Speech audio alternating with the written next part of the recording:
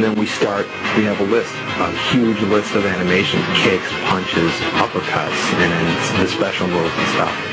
And we basically go down that list, capturing every single frame of them performing these moves. Hi, Raiden. Hi, Sector. 1, 2, back.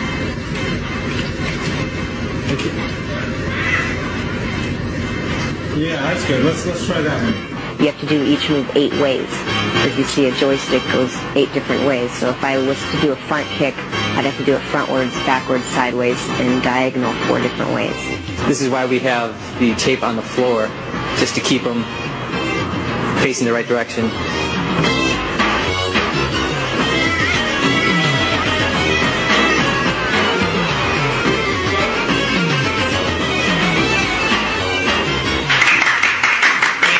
Here's the camera that takes in the signal. We run signals into our Betacam recorder, and we also run a signal here into our PC. And then on our PC here, we have one of our boards connected to that. And also, this is where we do the actual grabbing of frames to be digitized. You can kind of see our talent out there, and I'll really quickly grab some images of them. That's good, Tony. We're able to click through frame by frame, delete the frames we don't want, keep the frames that we do like. As a matter of fact, you know what we should do? Just shove them. Just shove them. We should have done that from day one. Somebody just push them real hard. We should all right, now the next animation, just stand there.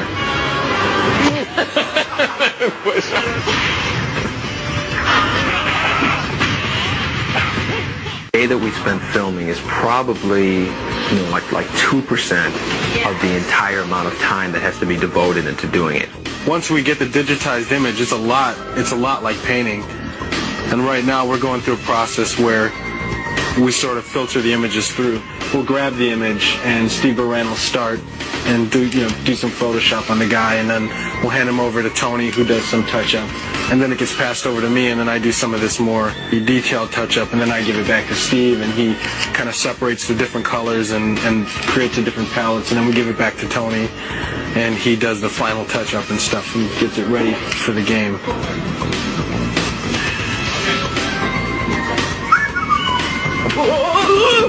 I did a drawing of this and everything. In 3D, you can make it any size and any lighting, any angle you wanted. Dave Michich did this, the 3D version. This is this ornamental, it's just like kind of a really neat background thing. But I was telling Ed about the story, like it's a soul cage.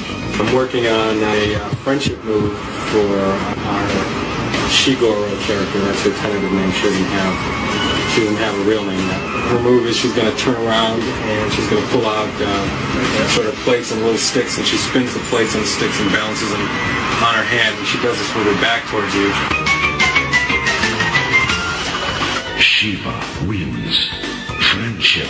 This is Shang Tsung morphing into the robot ninja, who we call Ketchup right now, because right now there's a red guy and there's a yellow guy, so we call them Ketchup and Mustard. But they will have real names later on.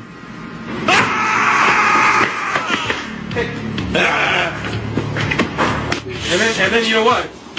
And then we can give them numbers, so if you poop on you too, Right.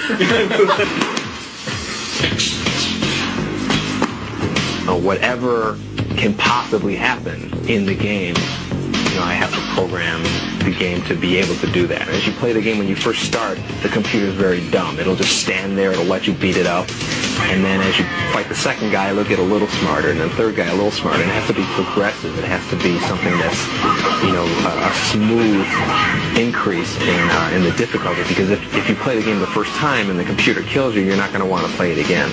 There's comfort in knowing that the other person is doing their job beyond your expectations. The good thing about working with that is you can hand them some artwork, and you can, you'll see it in the game pretty quickly.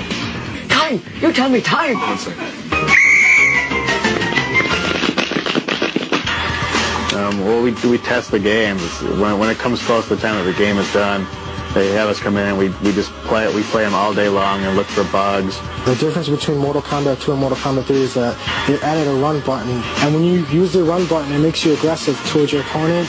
You're going to have to keep on using the run over and over and over to attack your opponent. What we're going to show you now is a few simple combos that'll get you started playing. A lot of characters have a simple combo with kicks, which usually involves three presses of the same button. Like Cyrax has, you press high kick twice and then back and high kick for the final hit. He does 3 hits and knocks the opponent away.